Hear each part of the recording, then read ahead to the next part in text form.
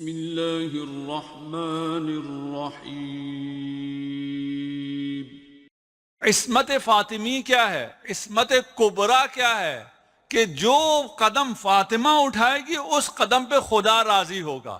ان اللہ یرضی لرضاہا، اللہ رضا فاطمہ میں راضی ہے۔ فاطمہ تو بضعۃ منی فمن اغضبها اغضبنی، صحیح مسلم۔ انما فاطمہ بضعۃ منی یؤذینی ما آذاہا، اہل سنت روایات۔ اب کہتے ہیں یہ کس کے لیے کہا ہے کہ فاطمہ کو کون ناراض کرے؟ اس میں بحث کرتے ہیں، اس بحث کو چھوڑو، کون ناراض کرے۔ مقام فاطمہ پتہ چلا، عصمت فاطمہ کے قائل ہوئے۔ روایت نقل کرنا آسان ہے، روایت کو کتابوں میں لکھ دینا آسان ہے، اس کی درایت بہت مشکل ہے۔ چھوڑ دو مصداق کو، ایک لمحے کے لیے نہیں ہو سکتا جو مصداق کو بیان کرتے ہیں، جو اس سے درگیر ہیں وہ سمجھیں گے، باقی ضرورت بھی نہیں ہے۔ مقام سمجھ میں آیا کہ جو فاطمہ کو اذیت کرے گا وہ رسول خدا کو اذیت دے رہا ہے۔ فاطمہ کی خوشی میں اللہ کی خوشی ہے، یہ مقام کسی کو حاصل نہیں ہے۔ پھر اگر کسی کو فاطمہ کے مقابل میں لے کے آؤ، پھر اگر فاطمہ کسی کے مقابل میں ہو اور تم حق کسی اور کو دے دو، چھوڑ دو مصداق کو، یہ تو مان لیا نا۔ اس مقام تک، جو اس مقام پر ہے، جو جس چیز پہ راضی ہو جائے خدا وہ فراہم کرتا ہو۔ باقیوں کے لیے کیا ہے؟ جیسا میں کہوں تم نے ویسی زندگی گزارنی ہے۔ جناب سیدہ کے لیے کیا ہے؟ جو تم چاہو میں وہی چاہوں گا۔ اس کے بعد جناب سیدہ اپنے اختیار سے کیا چاہتی ہے، کیسی زندگی گزارتی ہے، سمجھ ہی نہیں آتا۔ یہ کیسے ہو سکتا ہے جس کے اتنے اختیارات ہوں اور وہ زندگی کیسی گزار رہی؟ اس کا لباس کیسا ہے، اس کا گھر کیسا ہے؟ افطار کے لیے جو ایک لقمہ موجود ہے، ایک روٹی موجود ہے، وہ بھی سائل کو دے دیتی ہوں۔ اگر مقام جناب سیدہ سمجھ میں آ گیا۔ ایک روایت ہے آپ کے خدمت میں نے کہا میں روایتیں زیادہ پیش کرنے کی کوشش کروں گا، ابھی بھی 3-4 روایتیں پڑھ چکا ہوں لیکن آپ کو بتایا نہیں ہے کہ یہ روایت ہے، اور وہ آپ کی سنی ہوئی روایت ہے۔ ان الیہود کان لہم عرس فجاؤوا الی رسول اللہ، مدینہ میں یہود بھی رہتے تھے، اور یہود کے ساتھ اس وقت جب ریاست مدینہ قائم ہوئی ہے وہاں میثاق ہوا ہے۔ اس میثاق میں یہود کو امت کہا گیا ہے، یعنی امت میں یہود شامل تھے۔ یہود کے ہاں شادی ہو رہی ہے، رسول خدا کے پاس آئے اور کہا کہ ہم چاہتے ہیں آپ کی بیٹی ہماری شادی میں شرکت کریں۔ قالوا لنا حق الجوار، ہمیں حق ہمسائیگی ہے، ہم آپ کے ہمسائے ہیں، ہمسائے میں شادی ہو رہی ہے، ہم چاہتے ہیں برکت کے لیے جناب سیدہ ہماری شادی میں شرکت کریں۔ پھر اس پر انہوں نے اصرار بھی کیا۔ اب رسول خدا کا جواب، رسول خدا کی معرفت آپ کو ہے، ہمیں ہے، سب کو ہے۔ جواب کیا ہے؟ فقال صلی اللہ علیہ وآلہ وسلم انہا زوجۃ علی ابن ابی طالب وہی بحکمہ۔ رسول خدا فرما رہے ہیں کہ فاطمہ اب میرے گھر میں نہیں ہے، اب علی کے گھر میں ہے۔ فاطمہ کا شوہر علی ہے، اب اگر کسی شادی میں آئے گی تو علی کی اجازت سے، شوہر کے اجازت سے آئے گی۔ میری مائیں بہنیں بھی سن رہی ہیں، وہ آج کل بہت مشکل ہو گیا ہے کہ شوہر کو یہ مقام دیں کہ اس کی اجازت کے بغیر کسی جگہ خاتون نہ جائے۔ شوہروں نے بھی اپنے اس حق سے ہاتھ اٹھا لیا ہے، اب ہمیں بھی کوئی ایسی توقع باقی نہیں ہے۔ لیکن اسلام یہ ہے، رسول خدا ارشاد فرما رہے ہیں، یعنی ان کے اصرار پہ پہلے تو منع کیا، اصرار پہ جب راضی بھی ہوئے ہیں تو کس پہ راضی ہوئے ہیں کہ جاؤ علی سے بات کرو۔ فاطمہ کا اختیار شوہر کے ہاتھ میں ہے۔ اچھا، یہ یہود تھے پڑھے لکھے، رسول خدا کو جانتے تھے نا، پہچانتے تھے، معرفت رکھتے تھے، اور ان آسمانی کتابوں میں ساری چیزیں موجود تھیں۔ انحراف کیا الگ مسئلہ ہے لیکن جانتے خوب تھے۔ انہوں نے کیا کہا؟ انہوں نے کہا فَسَأَلُوهُ أَن يَشْفَعَ إِلَىٰ عَلِيٍّ فِي ذَلِكَ، یا رسول اللہ پھر آپ ذرا شفاعت کر دیجئے علی کے سامنے، سفارش کر دیجئے، آپ کی شفاعت کے بغیر کچھ نہیں ہونے والا، اور اگر آپ شفاعت کریں تو علی انکار کرنے والے نہیں ہیں۔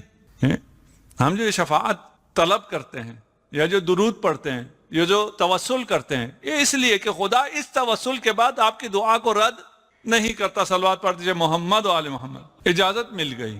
جناب سیدہ کل شادی میں تشریف لا رہی ہیں. اب یہود سر جوڑ کے بیٹھ گئے, کل نبی کی بیٹی آ رہی ہے, ہم نے اپنی خواتین کو خوب سج دج کر زیورات سے آراستہ ہو کر کل فاطمہ کو شرمندہ کرنا ہے. فاطمہ کے پاس تو کوئی لباس ہے ہی نہیں, زیورالات ہے ہی نہیں, وہ جو گھر میں کام کرنے کے لباس ہے اس میں آئے گی. ہم بہت زیادہ سج دج کر وہاں بیٹھیں گے تو پھر اس میں احانت ہو جائے. قد جمع الیہود الطم والرم من الحلا والحلل, جو کچھ تھا ان کے پاس سب جمع کیا, خوب میک اپ کیا اور سب خوب تیار ہوئے کہ جب فاطمہ اپنے کپڑوں میں آئیں گے ارادوا استہانۃ بہا فجاء جبرائیل بثیاب من الجنہ. یہ مقام زہرا ہے. جبرائیل جنت سے کپڑے لے کے آئے. وحلن وحلل لم یر الراؤن, ایسے زیورالات لے کے آیا, ایسے لباس لے کے آیا جو دیکھنے والوں نے آج تک دیکھے ہی نہیں تھے. تم اللہ کی رضا میں راضی تو ہو جاؤ. دیکھو اللہ تمہارے ساتھ کیا کرتا ہے. دشمن تمہیں نیچا دکھانا چاہے گا, لیکن دشمن کے ساتھ کیا ہو رہا ہے. فَلَبِسَتْهَا فَاطِمَةٌ وَتَحَلَّتْ بِهَا, وہ جنتی لباس زیبتاً فرمایا, ان زیورالات کو زینت بخشی. ان زیوروں نے جناب سیدہ کو نہیں, جناب سیدہ نے اس لباس کو اور اس زیور کو زینت بخشی. فَتَعَجَّبَ النَّاسِ مِنْ زِینَتِهَا وَأَلْوَانِهَا وَطِيبِهَا, لوگوں کو آپ کی زینت سے, آپ کے لباس سے, آپ کی خوشبو سے تعجب ہوا. فَلَمَّا دَخَلَتْ فاطمہ علیہ السلام دار هؤلاء اليہود. میں عربی اس لیے پڑھ رہا ہوں, اگر کوئی سرچ کرنا چاہتا ہو کوئی جملے لکھ لیں, گوگل کریں, آپ کو مل جائے گی یہ جہاں جہاں بھی روایت ہے. سجد لها نساؤہم, جب اس شان سے جناب سیدہ تشریف لائیں, یہودی عورتوں نے جناب سیدہ کے سامنے سجدے کرنا شروع کر دیے. وَيُقَبِّلْنَ الْأَرْض بَيْنَ يَدَيْهِ, اور وہ خاک جس پہ جناب سیدہ نے ابھی قدم رکھنا تھا اس خاک پر اتنا رشک کر رہی تھی کہ قدم رکھنے سے پہلے اس خاک کے بوسے لینا شروع کیے. وَأَسْلَمَ بِسَبَبِ مَا رَأَوْا خَلْقٌ كَثِيرٌ مِنَ الْيَهُودِ. جب یہ معجزہ دیکھا کہ وہ فاطمہ جس کے پاس کپڑے ہیں ہی نہیں, جس کے پاس زیور آلات ہیں ہی نہیں, وہ اس شان سے آ رہی ہے, ایسے لباس میں آ رہی ہے, تو یہ شان, یہ عزت, یہ تکریم کس نے دی ہے؟ اس اللہ نے دی ہے. یہ لوگ, یہ یہود مسلمان ہو گئے. یہ مقام ملتا ہے اللہ پر, اللہ کے فیصلوں پر راضی ہونے سے. فَإِذَا صَارَتْ عِنْدَ بَابِ الْجَنَّةِ, جب جنت کے دروازے پہ جناب سیدہ پہنچیں گی, سیدۃ الوجود, جنت میں داخل نہیں ہوں گی, فرمائیں گی یا ربی احببت ان یعرف قدری, میں آج چاہتی ہوں کہ میری قدر, میری منزلت, میری معرفت ہو جائے اہل محشر کو. وہاں سب کو معرفت ہو جائے گی. اس معرفت کا فائدہ نہیں ہے. کس معرفت کا فائدہ ہے؟ جو آج ہو. آج اگر جناب سیدہ کی معرفت ہوتی ہے تو وہ آپ کو آخرت میں, دنیا میں, زندگی میں, عقبہ میں, ہر جگہ فائدہ ہی فائدہ ہے. آپ کے ساتھ جو ہوا ہے, جو ہو رہا ہے, جو ہوگا وہ بہترین ہوگا. آپ سے مثلا آپ کو, آپ کے گھر میں ایک جانور ہے, گاؤں والوں کے لیے کہہ لیجئے, گائے ہے, بکری ہے, مرغی ہے. یہ مرغی مریض ہو کے مر جائے گی, آپ دعا کرتے ہیں نہیں جی یہ نہ ہو, چلو جی ٹھیک ہے, مرغی تمہاری نہیں مارتے, تمہاری بھینس مر جائے گی, تمہاری دعا قبول ہو گئی, بلا ٹل گئی, بھینس مر جائے گی. نہیں جی بھینس بھی نہ مرے, چلے جی بھینس بھی نہیں مرے گی, تمہارا بچہ مر جائے گا. نہیں بچہ بھی نہ مرے, چلے بچہ نہیں مرے گا, تم مر جاؤ گے. نہیں جی کچھ بھی نہ ہو, تم کوئی پارٹی میں آئے ہوئے ہو, کچھ بھی نہ ہو. یہ دنیا آزمائش کی جگہ ہے, یہاں آزمائش تو ہوگا. یہ نہیں ہے کہ کچھ بھی نہ ہو. یہ والے تعویذ کسی کے پاس بھی نہیں ہے. اب کوئی تعویذ دینے والے تو نہیں بیٹھے ادھر, ٹھیک, آپ دفع بلا کی دعائیں ہیں یا نہیں؟ چلو تعویذ دینے والے ہیں یا نہیں ہیں؟ دعائیں والے تو ہیں نا سارے. دفع بلا کی دعائیں ہیں یا نہیں ہیں؟ ہیں یا نہیں ہیں؟ تو میں نے جو ابھی بیان کیا اس کے مطابق بلا تو دفع ہونی ہی نہیں ہے, وہ تو آگے بڑھتی چلی جائے گی. اگر دفع بلا کی کوئی دعا ہے ہی نہیں, یعنی دفع بلا اگر ممکن ہی نہیں ہے, تو پھر یہ دفع بلا کی دعائیں کیا ہے؟ بلا تو آئے گی, بلا آزمائش کو کہتے ہیں. آپ مریض ہوں گے, آپ کے اختیار میں نہیں ہے, آپ کو نقصان بھی ہوگا, آپ کو کاروبار میں بھی نقصان ہوگا, باقی ساری چیزیں بھی زندگی میں ہو گئی, زندگی کا حصہ ہے, یہ تو ہوتا رہے گا. اگر یہ بلا دفع نہیں ہوتی, پھر یہ دعائے دفع بلا کیا ہے؟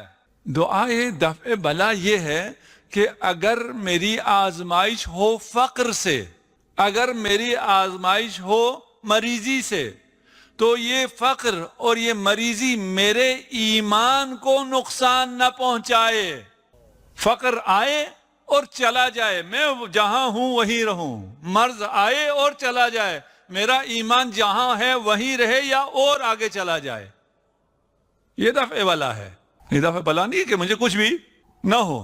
جنت میں جاؤں نا, جنت میں جانے کے بعد کچھ بھی نہیں ہوگا, یہاں ہوگا, یہاں نہ ہو ممکن نہیں ہے. ہمارے ساتھ جو کچھ بھی ہوگا وہ بہترین ہوگا. بہترین پہ راضی نہ ہونے والا کون ہے؟ احمق ہے.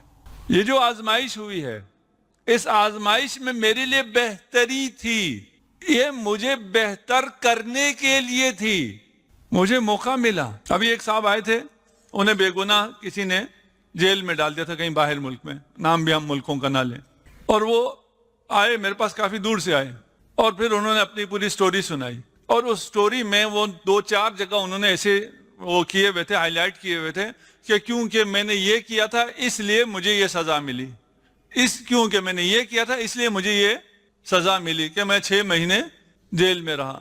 میں نے کہا ایک تو آپ نے فیصلہ کر لیا, یہ تو مجھ سے پوچھ نہیں رہا تھا, تو بتا رہا تھا کہ کیونکہ میں نے یہ برا کیا تھا اس لیے مجھے یہ سزا ملی. میں نے کہا پہلے تو یہ طے کر لو وہ سزا تھی یا نہیں تھی. بھئی وہ سزا تھی یا نہیں تھی, پہلے یہ طے کر لیتے ہیں. تم ایک دنیا میں اچھا کما رہے تھے, مست تھے, تمہیں کوئی پرواہ ہی نہیں تھی بہت سی چیزوں کی. وہ 6 مہینوں نے تمہیں تمہاری اوقات یاد دلا دی, تمہیں خدا سے مرتبط کر دیا, تمہیں اہل بیت سے مرتبط کر دیا. یہ سزا ہے. یہ سزا کب ہے؟ پہلے مجھے یہ سمجھاؤ کہ یہ سزا ہے, اس کے بعد طے کریں گے کہ کس عمل کی وجہ سے ہوا ہے. ہم خدا کو اپنی طرح سمجھتے ہیں کہ اگر میرے ساتھ کوئی یوں کرے گا تو میں یوں کروں گا. خدا ایسا نہیں ہے. خدا ایسا نہیں ہے کہ تم نے یہ کیا اس لیے خدا نے یہ سزا دی. اگر ایسا ہونا ہوتا تو ہم میں سے کوئی بھی یہاں نہ ہوتا. وہ ستار العیوب ہے, وہ غفار ہے, اس کے صبر کا آپ اندازہ نہیں لگا سکتے. شاید یہ کہنا بھی صحیح نہ ہو.